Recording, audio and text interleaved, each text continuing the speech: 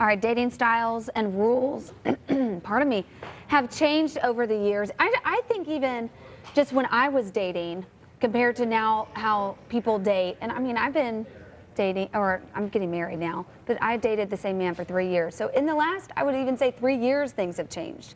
What do you think? Well, in some ways they have, in some ways they haven't. There's kind of some standard tips that I think work for every generation, for every era. Yeah, Julia McCurley is here. She's a matchmaker and the professional that people go to.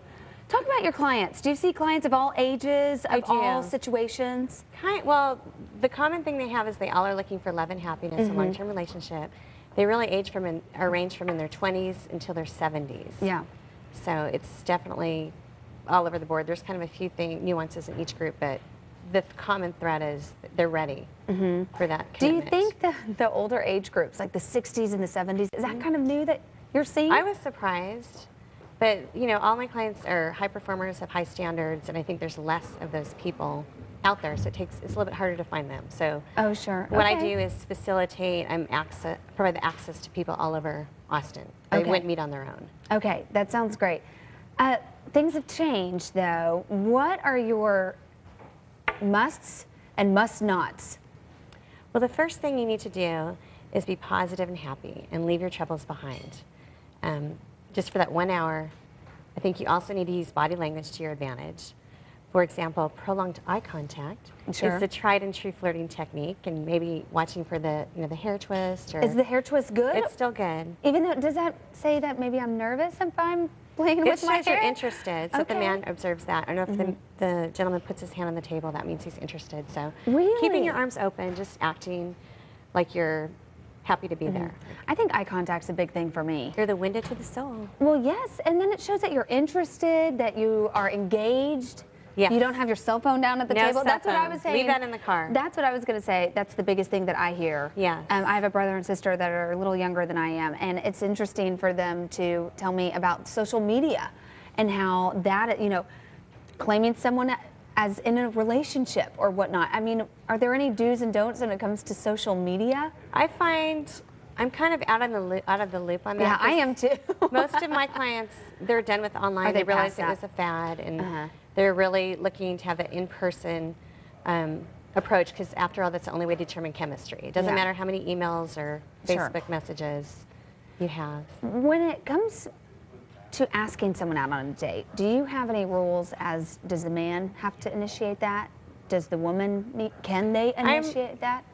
Something more. We believe in kind of the old-fashioned route, bringing the romantic approach. So I definitely believe the man should do the pursuing. And I know it's hard for the ladies because we're empowered. We can be the executive or whatever. But in the dating world, you need to just hold back a little and be a little more mysterious. I love it right here on the screen. You said just present your best when you're out on a date.